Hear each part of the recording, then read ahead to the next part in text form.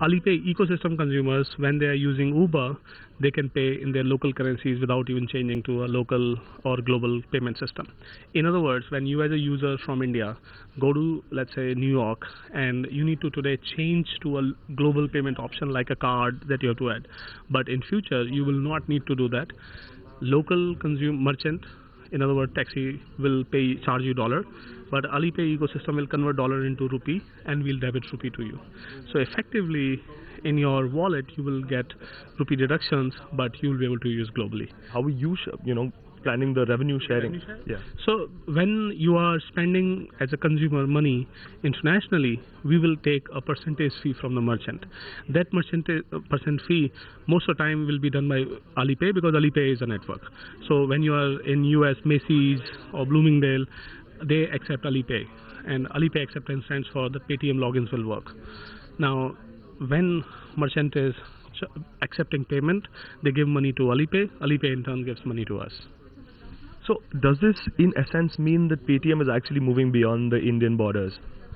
We will move eventually beyond the Indian borders. Today being wallet, the debits can only happen in Indian currency. Tomorrow being a bank account, debits can happen in global currency. And to build a global network, we are riding Alipay's capability. Right. So if you could, maybe give us a few geographies that you're looking at targeting initially. I think the biggest geographies are Southeast Asia, because this is where our friends, most of Indian travelers go, and then the next is primarily US, and then rest of the Europe will come sequentially later. So what we are talking is that when you're landing in Singapore, Hong Kong, Taiwan, Malaysia, Indonesia, all these places, you can use your Paytm account, places where Alipay is accepted.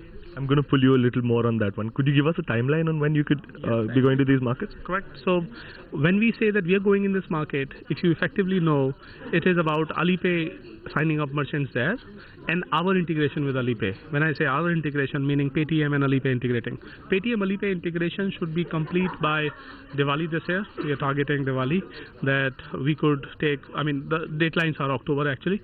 So by the time October, November happens, you could take your Paytm account. By that time, we would have become bank also and travel globally. Now, you mentioned the payments bank system. We believe you've hired Wipro for the tech backend.